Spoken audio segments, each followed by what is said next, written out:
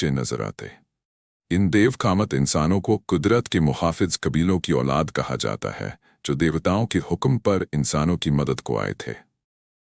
ये देव पैकर मजदूर बहुत बड़े पत्थरों को बासानी उठा लेते थे, जिन्हें आम इंसान कई दिनों में हिला भी न पाए।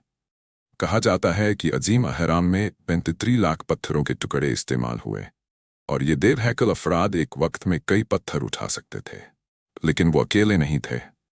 माहिर इंजीनियर, मिमार और कारीगर यानी आम इंसान भी उनके साथ काम करते थे।